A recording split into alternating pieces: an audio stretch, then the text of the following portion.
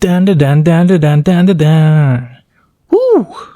Hey guys, Nichols here. Today we're gonna take a look at the SH Figuarts Momo Ayase from DanDaDan. Arguably the biggest anime of 2024. Trust me, it gets better. I read the manga. Yeah, that's right, I'm a real fan. This figure was released on December 21, 2024 with a retail price of 6,500 yen. That sounds like a lot, but trust me, it's actually pretty cheap considering the low value of yen now. Now, is this figure worth losing your balls for? Well, let's find out. For the aesthetics, she generally comes in a matte finish. And I just want to say I really like her face. All her faces look so good. And I think that's the main selling point of this figure. However, one thing that might be considered a flaw to a lot of you is the obvious appearance of seam lines or swivel lines across her body. A lot of you may know by now that Bandai likes to prioritize articulation with these SHFs, but honestly, I think they could have hidden some of these lines and still provide like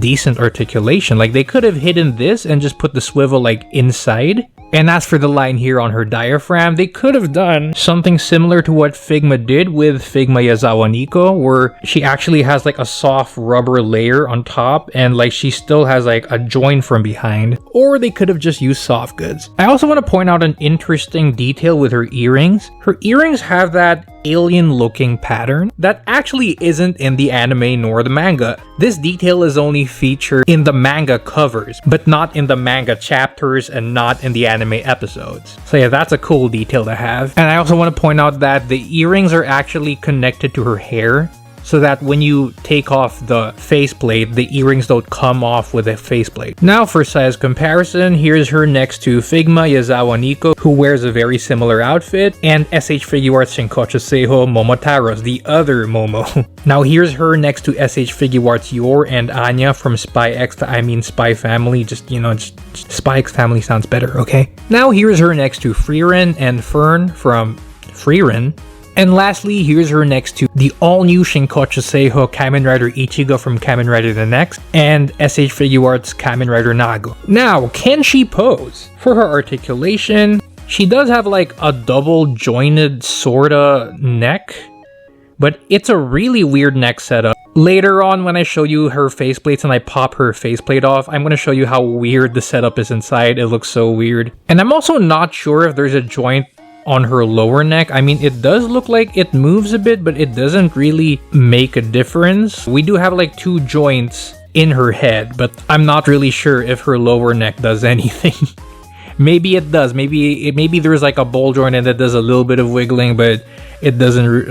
The lower neck doesn't do much. It's mostly the joints inside her head. Now onto her shoulder, she does have a butterfly joint that goes forward, backward, and it actually like has a bit of rotation on its own. And on top of that, the arm itself is on a ball joint, so it can wiggle, it can rotate forwards, backwards, and she does have a swivel underneath her shoulder, which allows for rotation.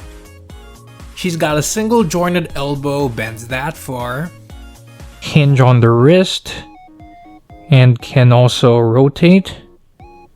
The hinge itself also has its own rotation, so it technically rotates on 2 points. Her diaphragm is just on a basic ball joint, so it can wiggle around and, well, yeah, just side to side and a little bit forwards and backwards. I think there's actually not much difference between the movement of these two in terms of like ab crunch and diaphragm movement. So, yeah, they could have gone for this route and it wouldn't have made much of a difference. I believe her waist is also on a ball joint because it does rotate a bit and it does wiggle around. Now for her legs. It can go forward that far because she has a skirt, backwards that far, side a little bit. I just want to mention that there's like a small slit here on her skirt. Like both sides have these small slits which allow her to split a little. I mean, it's not a lot, but like I guess it's better than what it would have been without the slits. And if you look down here, no perversion intended, she actually has like drop down joints.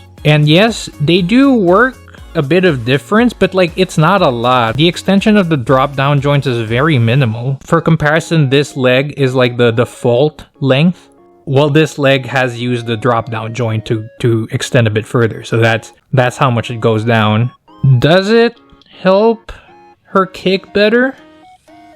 I guess that's not too bad, but I'm not sure if this is enough for her like martial artsy poses. She also does bend on the knee on one joint, rotates on her ankle, has a bit of ankle pivot, and has toe bend. So that's pretty nice. And the foot also does go like backwards and forwards. Oh, and she does have a little bit of leg swivel, but it's not a lot. It's just, I think it's enough. You don't really need human characters to have a lot of like leg swivel. Now for her accessories, she has 5 faceplates, with the first one being this default smiling face. She also has the option for a bigger smile, an angry face, but like I kind of wish that we got her angrier faces. A shy face, basically when she realizes she has feelings for Okarun. And lastly, a face where she's just dying of laughter. So basically when she found out that Okarun was still missing his balls. Now to change her faceplates, it's quite simple. First we remove this front piece. And yeah, this is how she looks like without her bangs. Honestly, still quite pretty. And then to remove this faceplate, we actually have to like move this part of the hair to the side a little bit to make way. And then with a little bit of effort, yeah, it's actually pretty tight. With a little bit of effort, the face should come off. And as I mentioned a while ago, yeah, look at that. It's a really weird setup inside. There's one small bowl joint over there and like a bigger pole joint all the way to like her brain area. Yeah, she does look like an alien here. Good for her. And then we just put in like the new headpiece. Like so. Get in there and then put back her bang.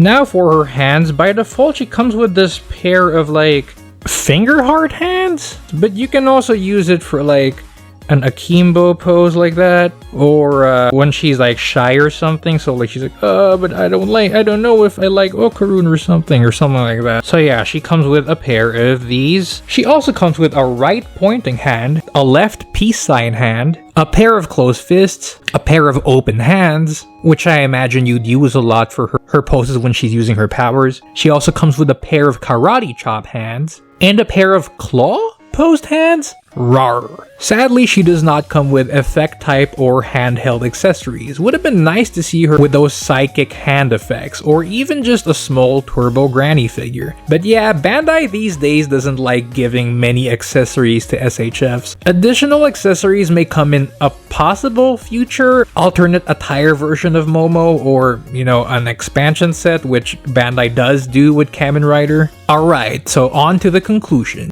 Overall, nothing spectacular about this figure. Engineering-wise, everything is quite average and honestly could have been better with just some minor tweaks, I imagine. But with the value of yen currently being quite low, this figure is quite affordable. Though I wouldn't mind paying a bit more for more accessories and I guess the more memeable faces she's made in the manga and anime. I think the main selling point of this figure is how pretty Momo's faces are here. She looks absolutely stunning, and that's saying a lot since, in my opinion, SH Figuarts doesn't consistently make great anime faces.